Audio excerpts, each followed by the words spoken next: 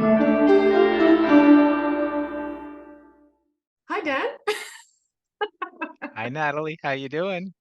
Good, good. It's nice to have you on the CCA podcast.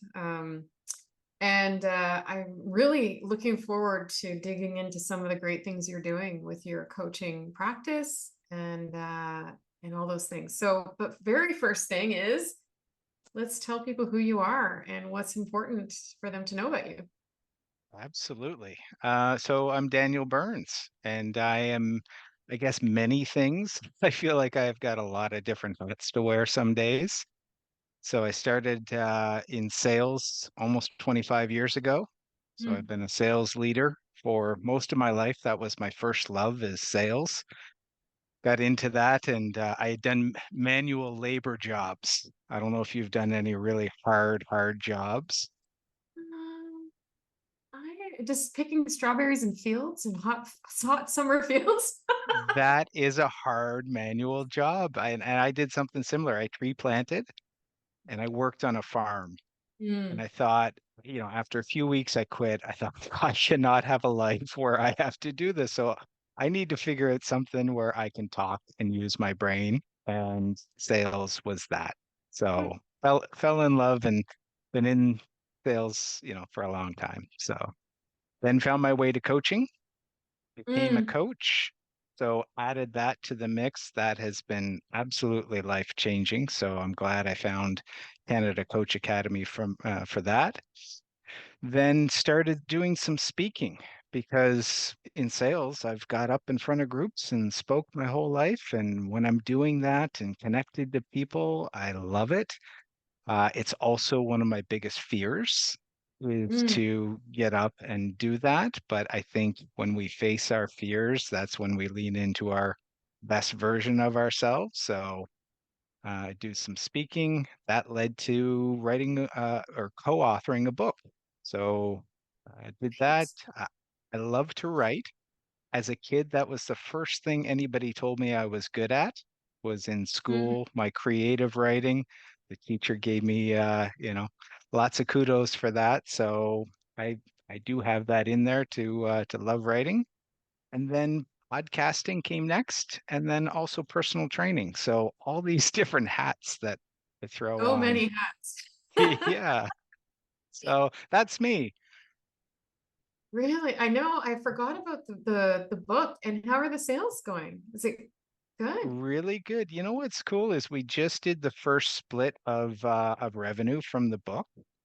And while it's not a lot, what is exciting to me is that's a new stream of revenue that I thought of, and now it's actually happening. And Manifest. yeah, you start and you're like, oh, could I do that? I don't know, maybe I could. And then you just go ahead and do it. And then you're Uh, like, oh, here I am with some money coming into my account from this thing that I wasn't sure if I should even bother doing it. right. Well, I'm Yeah. actually reading this book, The Source. It's Okay. really neat. It's a very empirical sort of empirically based I'm just at the beginning, so I can't really speak. But it is, Yeah. it's Dr. Tara Swart, and she used to be a therapist and studied to be a physician, I believe, and then veered her practice into coaching and Hmm. a lot of work on manifestation and Yeah. visualization and the power of the plasticity of the brain and really neat. So I'm looking Yeah. for. Mm, I really believe in that. I've had it around goals where I have set a particular number. I've written it down. I've said, this is what I want. And then I looked at the check, Natalie, and it's, within decimal points of what I wrote. And I'm going, I don't know exactly what that is or how it happens, or I'm not like a huge believer in in things, but it's funny how our thoughts become things. yeah, I mean, I'd love to talk to you for hours about that. Yeah. But since we only have a few minutes, well, 40 minutes, I'm really curious to hear Hmm. how Well, I guess, I mean, you said there's so many hats. So where do we start? I think sales is something close to home because you've been Mhm. doing it for 25 years and Yep. you're also leading our business startup workshops, which is, Yes. you've been doing that over a couple of years now, no? A year Couple and of a half? years now. Yeah, I think this will be round 7, I think. The That's great. 7th cohort. Yeah. Wow. Yeah, and it's been so fun to hear the feedback from people. First of all, they love your animation in the workshops. They always like love the laughs and Yeah. the excitement and the energy that you bring. And also I've heard, just really great group coaching, like that group accountability piece and that's, I think we all, especially when you're building a business, which is like probably one of the most challenging things you can do as a professional, right? Looking Hmm. to go into business for yourself. It's such a key part of, that support, that community around you is so important. So what can you say about, the workshops, what people are getting, what you're noticing, and maybe a few tips on building a business? Yeah. Well, the workshops, I think the community piece is really a big part of the magic that happens. And it's been very cool to sit back and have a group of people start to share ideas, give each other feedback, and then another idea comes up, and then somebody comments on that. And oh, I think I've got something similar, and listen to this. And I'm just sitting there going, they're getting so much out of this. I haven't said a word. Mm, And so to have the people that are in the similar space that you're in, wanting to start a coaching practice, wanting to build a brand, different backgrounds, different ideas, different perspectives, all in one spot, talking about a common goal.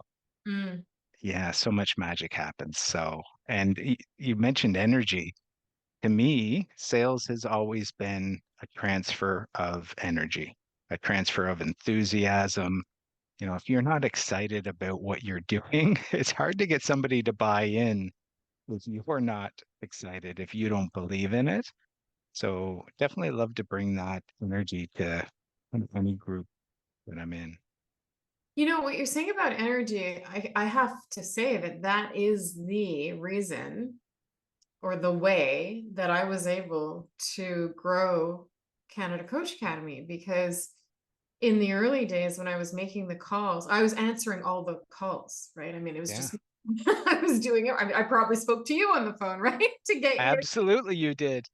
right. And so I was the one interacting with all the people coming into the programs. And it's not like that now because there's too many, but when you start, you have to start somewhere, right? So Yep. I remember people saying to me, "You're like the worst salesperson ever." And then I'd be like, "But you're here, you signed up. What do you mean?" And they'd be like, "Because I just talk about my passion." But I mean, it's I guess what you're saying is it's contagious and people see the authenticity, I think, in that. And so that passion, I think, is the first ingredient in sales. And just really, I remember Simon Sinek saying, somebody asked him, how do you speak so deeply on your topics and know so many angles and all of the, the like you're so knowledgeable about what you speak about. He says, well, because I only talk about what I know.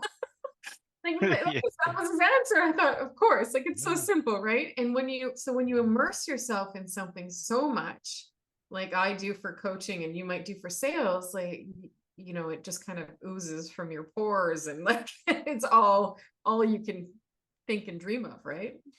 Yeah, you bring up a really interesting point that I'm actually doing a lot of research on because I think there is a shift that is happening in sales.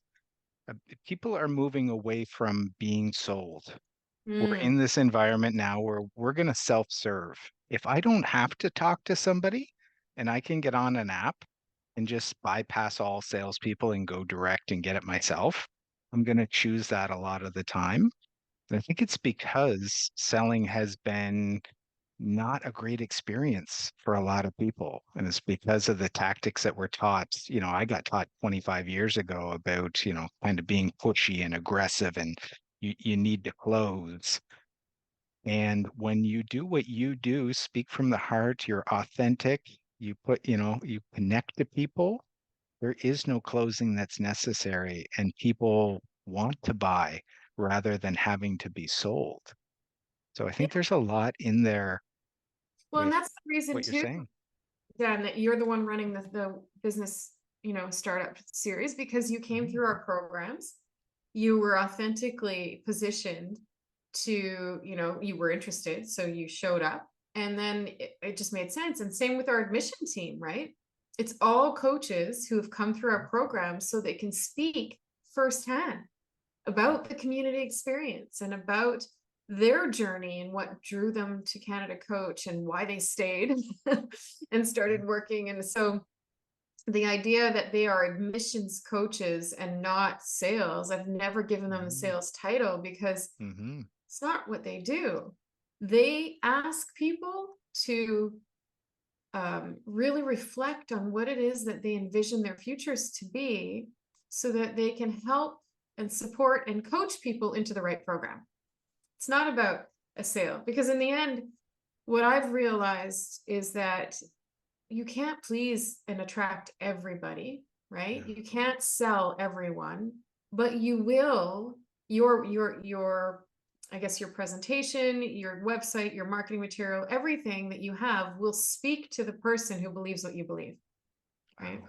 And Love they that. will come to you and the rest will go somewhere else. And that's okay because that's how the world works, right? But this idea that we are really clear on our mission, we're clear on our Mhm. intent, we're clear on our principles, our pillars, so to speak, which are community, connection, and collaboration Yep. in learning together and growing together. And I think people that that resonates with will come, and same with what we're talking about. Yeah. Yeah.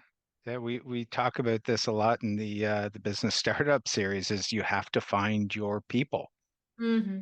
And if you're coaching somebody who's not the right fit for you, it's not really an enjoyable hour. And I've had some mismatches where I go, I just don't think I really click with you. Like, I don't think I can help you get to where you want to go because we're just not, it's like dancing with two left feet. And you want Hmm. to find the people. And it's funny there, I heard a quote the other day that sales is like buyer and seller, and it's like a fight, right? Who's going to win? Who's going to get the low price and who's going to, get the best out of that situation? And the guy flipped it around and said, no, no, no, no. Sales is a dance. You're together, you know, leading to what the client wants and you getting a win too.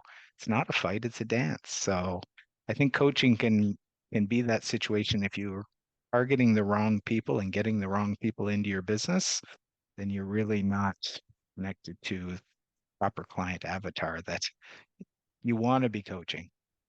Yeah. I mean, and in our case, because we're building community, you see the impact, like the connection between people, the synergies, the like-mindedness of our community makes it Mhm. so strong. And I mean, I can't tell you how many people talk about that energy and the great support that people receive in the community because of the like-mindedness. So Yeah. yeah, it's all really interesting. I think it comes back down to like human psychology, right? Human behavior. Hmm.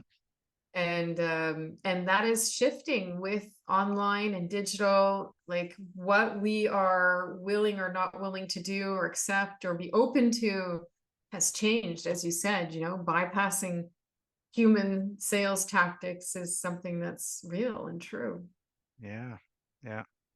I just want to go back to something that you said about the connection within the community, because I think there was only 5 people in the class that I was in, Yes, and yeah, I'm still connected to everybody in that class, yeah. and had just made some great friends, and that connection is still there. But the community itself is really the best part of Canada Coach Academy. Coming in and having everybody that's in that community is Yeah. really something special. Oh yeah. I mean, we've grown a lot since then. That was our on-site days It was, it was, before yeah. COVID days. But yeah, I have groups. Well, in fact, one of our admissions coaches, Wendy, she was in March 2020 because she was the first program we put online fully. And Okay. she still meets, I think she'd have to tell you, I think it's once a month with her group. At least three or four Yeah. of them show up at each time and they still connect. I have so many groups, some that go back 4 or 5 years that Yeah. still meet on a regular basis. Oh, that's And a amazing. lot of them, oh yeah, and a lot of them meet in person now. So I was thinking about Wow. having like a competition in the community to send us a selfie of somebody you met in the Yes. community, like when you're face to face, and then get like a contest going. That is so funny because I'm in the Maritimes now, and I was thinking, I know there are people in the community that are in Halifax, and I should just say, let's have a coffee day and Oh, get the locals together because yeah, yeah, that'd be fun. yeah. Oh yeah. No, it's a lot of fun. And so I guess what that brings me to is the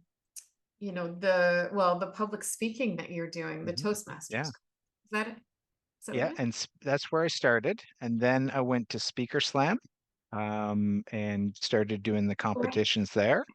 So I started competitions in Toastmaster, and I found that that was just so much fun. And Mhm. then Speaker Slam is like the biggest one in North America. Oh, okay. So, and you Okay. become part of that community as well. And what a group of heartfelt, like people, beautiful people in the community. You're competing, but they're also like your cheerleader.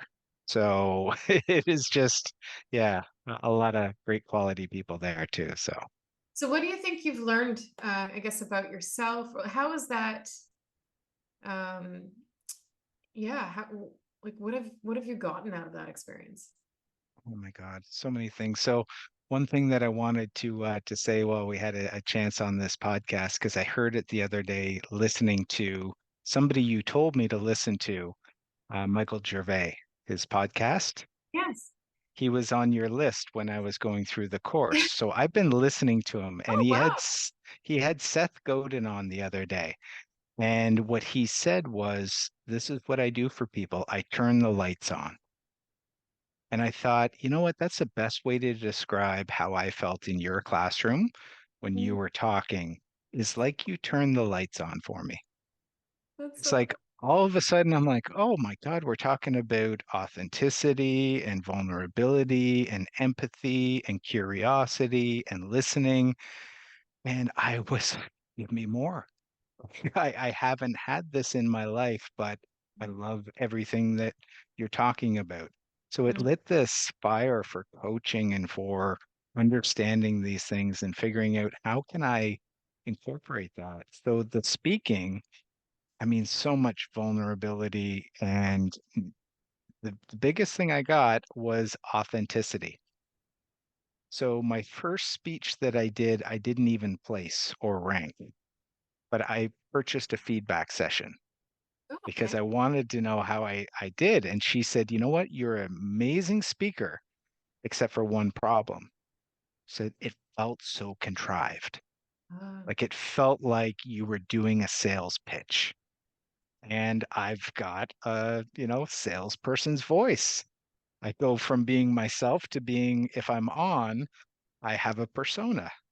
right. And what this speaking was is no, no, no, no. Take that away. Be real, be raw. The best stories are the ones that come from the heart without all that, you know. And there was a lot of that in Toastmasters. So they stripped that away and I started to speak more from the heart. And that's probably the biggest takeaway that I've had is sharing the stories that are tough to share and being vulnerable enough. When you put those out there, it's amazing how many people connect back to you and say, I went through a similar thing. I've got a friend who's going through that now. I'm so glad you shared your story. It made me cry. That type of thing. Of like, I hadn't had that experience in my life before. It was scary to put yourself out there. Was the hardest part. But then when you get everything back, it's very rewarding. So Oh, yeah. I mean, so what do you think it is that you need to connect to an audience when you're on a stage Hmm. speaking? It's a great question. I think it's what you talked about when you said you weren't selling people anything, but it was coming from what you know, who you are. Um, I love to listen to people who, really kind of tell their story, and you can follow them on a journey. It's like watching a movie. Hmm. And, a movie has different types of scenes. Sometimes it's more romantic, sometimes it's more action. So you've got this variety. So when I speak, I try to think of people in the audience and just tell stories that actually happened in the way they happened, but make sure there's a lesson to it. Make sure that there's, some vocal variety and there's some action and some, moments that are a little bit slower so that you can kind of take people on a bit of a journey. I think speeches or any type of talk, people can just escape and see a little bit of themselves in that story or, really kind of connect to it. Hmm. Yeah. Yeah, that's really cool. And so, what do you think is the connection to coaching in a sense of, we as coaches sit with people who are telling stories about their lives every day. Mm, yeah. What do you think the role of connection is in coaching? I think what I've seen is how much people carry around with them. It's unbelievable how deep it goes and how they haven't dug in and unpacked any of those thoughts or feelings. And my favorite moment is where they go, oh, oh, yeah, okay. And they have that little breakthrough moment where they didn't realize that was in there. And then they just heard themselves say it. And now they're getting a, kind of new idea sparked. So I think that that's my favorite part of coaching is creating the space and letting people really get out, all the stories, all the things that they're thinking and feeling, and then being able to just create a conversation with them about how they feel about that or where did that come from or, you know, tell me the story behind that. Hmm. Yeah, well, I just did a like a very short interlude podcast on humility, talking about the role of humility in coaching. Mm, And like what you're talking about, you know, creating that space for people to share their most intimate stories and details. hmm. It begins with, I think, a coach being willing to step into humility, which means open, not knowing, right? This idea that, you're holding your tongue, you're not there to, waiting for someone to stop speaking. You're actually really engaged in what they're saying, and you're creating a space in which you are not the most important person in the room, right? That is it. The part about listening that I got from coaching has been the most valuable thing that I've got in my life in the last 10 years.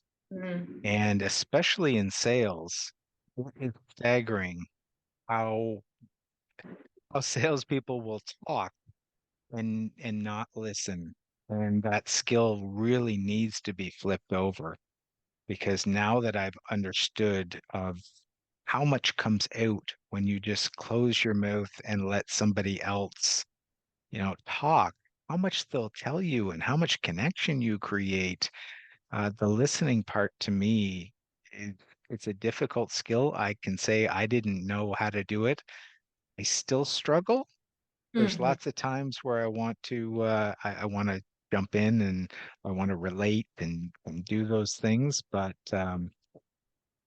being a better listener has really, I have coaching to thank for it. Yeah, well, listening is a muscle that you have to flex, right? Bodybuilding. Yeah, I do. Sure You do. gotta keep flexing it or you lose it, right? Yeah. And that's true for listening. I mean, there's no destination for listening. It's something you need to continue to cultivate. And I mean, I've been doing this a long time, and I still need to remind myself of my intentions for listening before a coaching session or a conversation or, even facilitation. I have to be showing up it with the intention to listen. And that's different Mhm. than just showing up waiting, listening, like hearing people talk. Hearing and Yep. listening are very different. Yeah, Yeah. and I think that's something that we don't talk about enough, the difference between hearing and listening. And so I appreciate coaching for that too, because it also introduced me to, the power of listening. And Hmm. then there's this great book called You're Not Listening by Kate Murphy.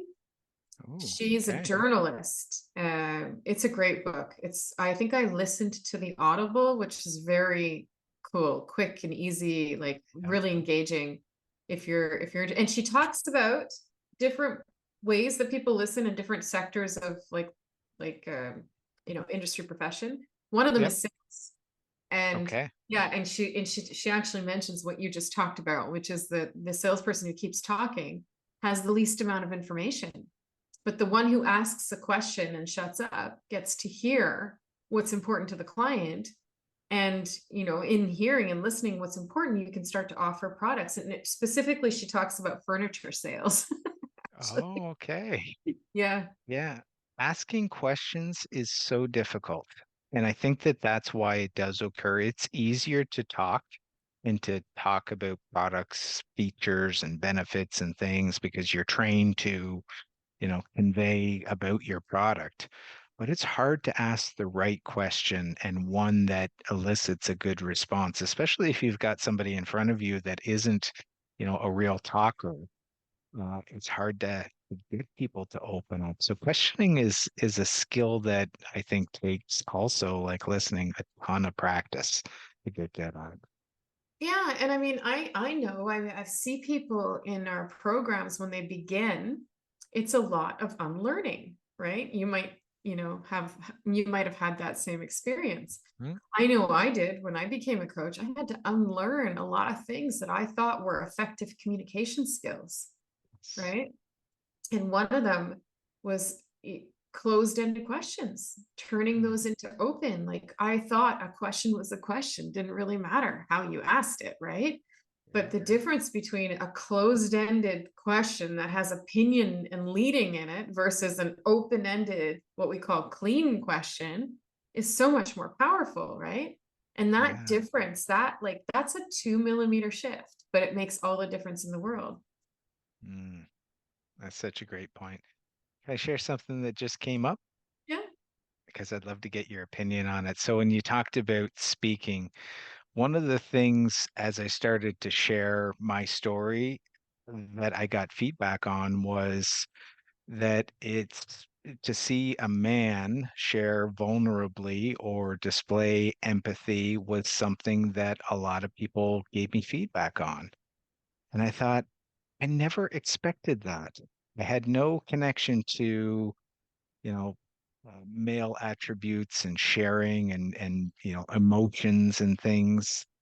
So yeah, that's been a discovery for me. And as I coach men especially, I'd love to get your thoughts on it if you think there is something to masculinity and difficulty sharing and opening up and talking about things. Um, Well, I mean, I can speak to the experience of the students who come into our programs, and the students are Mhm. adult learners, right? Yeah, Professionals who are, 30, sometimes 40 years into their careers. yeah, They're very, um, successful people who have had long time careers. And the men, um, and in general, I find I would say have more difficult time when we start to talk about emotions in coaching mm, and yeah, emotion as a huge influencer in how we decide behavior and actions.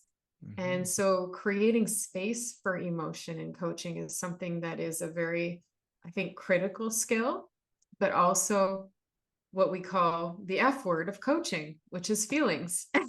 yes, And they can relate to that. The F word of coaching is feelings because nobody wants to talk about feelings.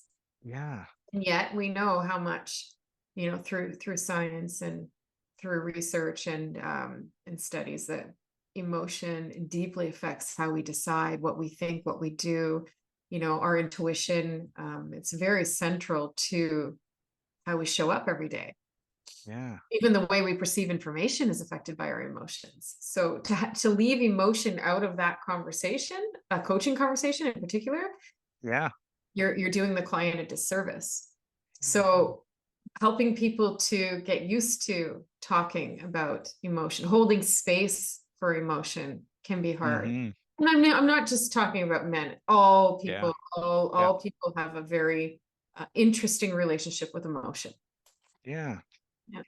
It never really occurred to me. Like I grew up in a house with two sisters and a mother, so I've had a lot of, feminine energy around me. And the book here talks about, I call myself the 50-50 male, because I Yeah. think I've got 50% female Yeah. and then 50% male energy, and I'm very comfortable with emotions and feelings. But until I started to speak about it, until I started to coach people and they feel comfortable sharing, I never knew that that was something that, would appeal or connect Mm. in any way. But I love that about coaching is that Well, you and I have, open up that space. yeah, I mean, and I have a very small data sample if you think of the world, right? But Hmm. look at Brene Brown's work in vulnerability. Her focus, well, I don't know about for focus, but for sure she talks about the, the a man's relationship or male energy around vulnerability. Yeah, And it's been such a big eye opener for so many. yeah. So yeah, I think that's when you say you got feedback, what does that mean? Like what kind of feedback? People coming up and saying it was really nice to see a man be so vulnerable and talk about intimate details of his feelings and emotions on a stage in front of everybody. And I just thought, this is my story. And I Mm, was sharing it. So mhm, I never thought that there was anything with masculinity that would be, you mm. know, a connection that way. But if I think back to my socialization growing up, there was a lot of like, be a man, don't cry, don't, all these things that, I think shaped some of the behaviors and thoughts. Um, but luckily I feel very comfortable with that. So I think it is a way to connect to people. Yeah. Wow. And so when was that your book that you just held up? The So yellow? it was a group of us. So from Speaker Yeah. Slam. Okay. So 13 of us that all had different stories that had been on stage together. Marjorie Anos was the one who put it together, and she collected all the friends within the community, and she said, "Let's put this book together."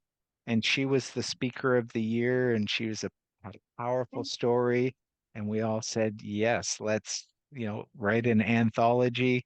So you get 13 different stories that are on completely different journeys, all in one book. And we launched it together as a group.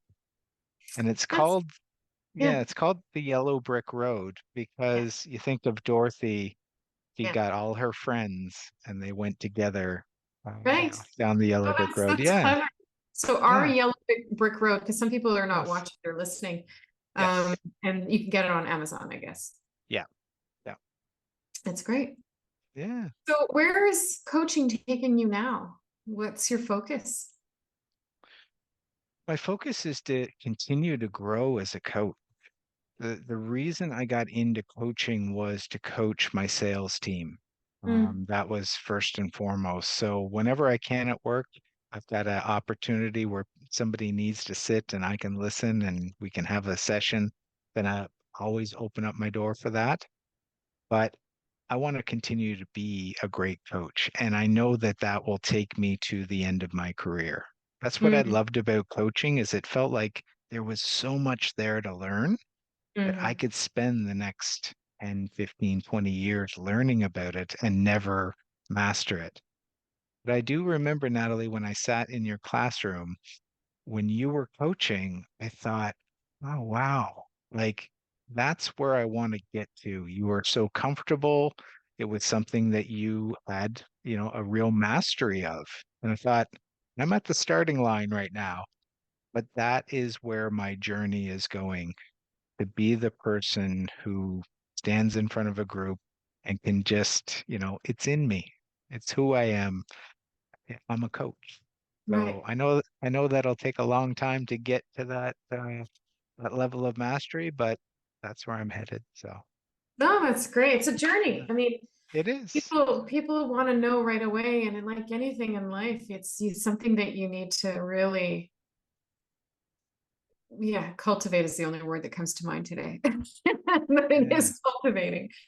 And Yeah. to anybody that's at the start of the journey, it can feel like the road is really Mhm. long. And when I look back and I thought, oh my God, 150 hours, how am I ever going to get that? And then how am I going to get to 250 and 500 and those things? It just happens and you get better just by doing. And it's such an incredible journey. Yeah. Yeah. Diligence. And you're right. I notice people coming into programs lately feel such a burning desire to get it all in the first week or two. You know, Hmm. they want to know Yeah. everything and experience everything in 2 weeks. And the reason coaching certification in my mind, and I know like I have strong, strong, strong feelings about this. You can't learn to be a coach on a weekend. It's got to be over time because that's what coaching is inherently an incremental process over time, right? Change is incremental.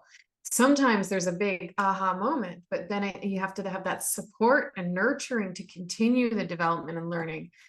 So, that's why I feel strongly about the 20-week or the 26-week program or the 28-week program, because it gives you that much more support in your learning. And yeah, I mean, I'm a big fan of always having a mentor too, because it's just Mm, so easy to move away from the core competencies. It's easy to fall back into that advice reflex and you know using the strategies that don't serve. And unless you have a mentor who's I mean, I think you just started mentoring again, right? So that yeah. reminder is. It's a great reminder, especially in my position where I'm going back and forth between being a manager, sometimes Mm, people coming as like mentor advice, hey, I'm new, tell me what to do, and then going into pure coaching. When you flip back and forth, it's hard to kind of keep your mindset in that pure coaching mhm, mhm. and follow the ICF core competencies. So, Yeah. yeah, Well, listen, Dan, I'm looking at the time, and we yes, both have to be in class in like 10 minutes. we sure do. Yeah. So So I just want to say thank you so much for taking this time. Yeah. Is there anywhere that you can direct people to get in touch with you? I know you have a Mm. podcast. Why Yeah. don't you drop If you want, yeah, if you want to listen to the podcast, it's on Spotify and Apple, called the Sales Problem Podcast. We're in season 3 right now, and we have some incredible guests lined up too. So it's a little bit of business, mostly sales, but for some coaches too, because there's a lot on mindset. I'm on LinkedIn at Daniel Burns. Great place to connect to me. I spend a lot of time there. And BVME Coaching, which is best version of me, on Instagram, or just www.bvmecoaching.com. It's my Well, website. we'll put all that in the description as well. Yeah, wonderful. But for now, thanks so much for this. It was great to have a conversation and to see, what's keeping you jazzed up these days. Yeah. The business startup series is really for anybody listening that is looking at putting a brand together, starting a coaching practice. Come into the Mm, course. The mhm. community is amazing. You'll come out with a one-page plan, and I wish I had that when I graduated, because it's the missing piece of the puzzle to fast track people to where they want to get to. Yeah, that one-page plan Yeah. is awesome. Yeah. Yes. You Well, created okay. an amazing course. Yeah. Yeah. I forget. You did it. It's not me. I just One of the facilitate, things but I just it's tackled one day. you But yeah, did. no, it is good. It is good. And I think it's good. It gets better because you're facilitating it and the people in the room make it like so valuable in that sharing, like you said, and peer support. So thanks, and hopefully you'll come back and see us soon. Absolutely. Anytime.